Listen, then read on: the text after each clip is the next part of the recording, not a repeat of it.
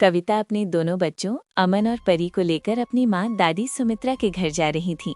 गर्मियों की छुट्टियां शुरू हो गई थीं और उसके बच्चे हर साल की तरह अपनी दादी के घर जाने के लिए बहुत खुश थे।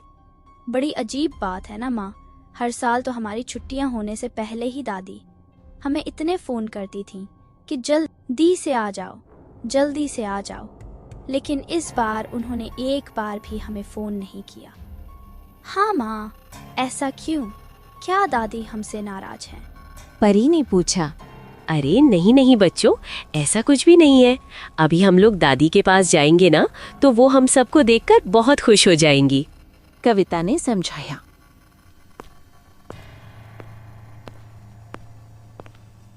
थोड़ी देर में वो सब अपनी दादी के घर पहुंच गए।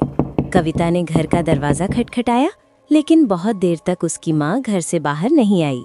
अरे ये क्या, माँ दरवाजा क्यों नहीं खोल रही हैं? क्या वो घर पर नहीं है? वैसे भी हमने उन्हें अपने आने के बारे में बताया नहीं था।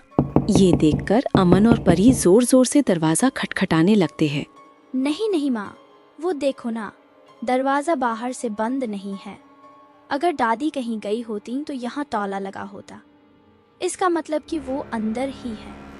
थोड़ी देर में उनकी दादी सुमित्रा बाहर आती हैं। वो कविता और उसके बच्चों को देखकर खुश नहीं होती हैं। अरे माँ, मैं कब से दरवाजा खटखटा रही थी, मगर आप खोल ही नहीं रही थी। क्या हुआ, आप सो रही थी क्या?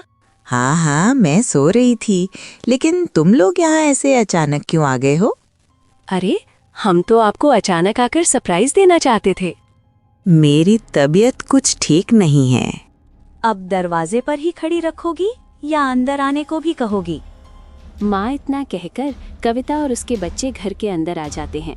उनकी दादी बिना किसी से कुछ बात किए अपने कमरे में चली जाती हैं। माँ, कुछ तो गड़बड़ जरूर है। दादी को कुछ ना कुछ तो हुआ है, वरना वो ऐसा बर्ताव नहीं करती। हाँ परी, अब तो मुझे भी कुछ अजीब सा लग रहा है। खैर तुम दोनों हाथ मुंह धो लो, मैं कुछ खाने को देती हूँ। कविता अपनी माँ के कमरे में जाती है और देखती है कि पूरे कमरे में बहुत गंदगी फैली हुई थी और उसकी माँ चुपचाप बिस्तर पर लेटी हुई थी। ये सब क्या है माँ?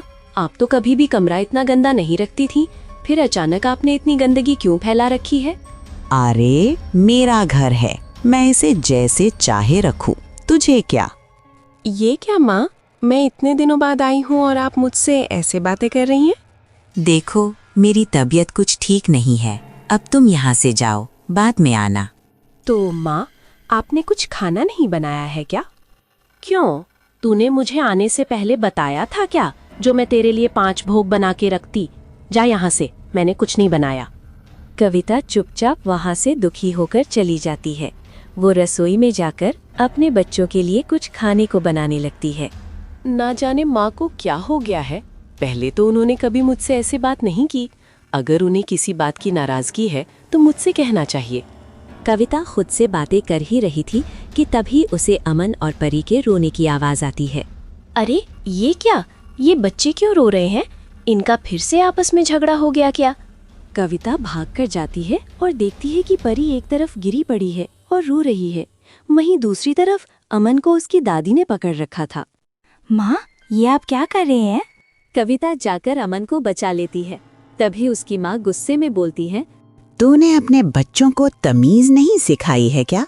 मैंने इन्हें साफ साफ मना किया था कि कुछ भी हो जाए ये ऊपर मेरे कमरे में ना आए, लेकिन इन्होंने मेरी बात नहीं मानी। अरे माँ, वो तो बच्चे ही है ना, उनसे गलती हो गई, आप उन्हें ऐसे मार क्यों रही हैं? मुझसे जुबान मत लड़ा, ये मेरा घर है और जो मैं कहूँगी वही सबको मानना होगा। अब अगर किसी ने भी मेरा कहा नहीं माना तो उसकी खैर नहीं। इतना कहकर दादी सुमित्रा गुस्से में वापस अपने कमरे में चली जाती हैं। कविता और उसके बच्चे बहुत परेशान हो जाते हैं। माँ, मुझे यहाँ नहीं रहना है, चलो हम वापस अपने घर चलते हैं। नहीं बच्चों, ऐसे नहीं बोलते, दादी तुम दोनों से बहुत प्यार करती हैं। नहीं माँ, वो हमारी दादी नहीं है। ये तुम क्या कह रहे हो अमन? माँ, मैं और परी खेल रहे थे, खेलते खेलते हमारी बॉल दादी के कमरे में चली गई। जब हम उसे लेने गए तो कमरे में पूरा अंधेरा था। फिर परी ने लाइट जलाई, दादी वहाँ नहीं थी। क्या? तो फिर कहाँ थी?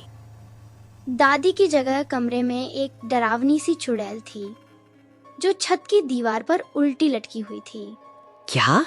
हाँ माँ, हम चिल्लाकर भागे, तभी दादी बाहर आ गई और हमें मारने लगी। बच्चों, अगर तुम सच कह रहे हो तो तुम्हें यहाँ नहीं रुकना चाहिए। पास में तुम्हारी रचना आंटी का घर है, मैं तुम्हें वहाँ छोड़ आती हूँ। रचना कविता की बचपन की दोस्त थी। कविता बच्चों को वहां छोड़कर सारी बात बता देती है। रचना और उसके पति रवि मिलकर सच जानने का फैसला करते हैं। रात में वो लोग गुप्त दरवाजे से घर में जाते हैं और सच्चाई सुन लेते हैं। चुड़ैल दादी सुमित्रा का शरीर लेना चाहती थी। कविता अंदर जाती है। नहीं माँ, आप खुद को नहीं मार सकती, हम मिलकर इस चुड़ैल से लड़ेंगे। चुड़ैल कविता को हवा में उड़ा देती है। तभी रवि डंडे से उस पर हमला करता है। चुड़ैल वहां से भाग जाती है। सब कुछ पहले जैसा हो जाता है। अमन और परी अपनी दादी से फिर से मिलकर बहुत खुश होते हैं।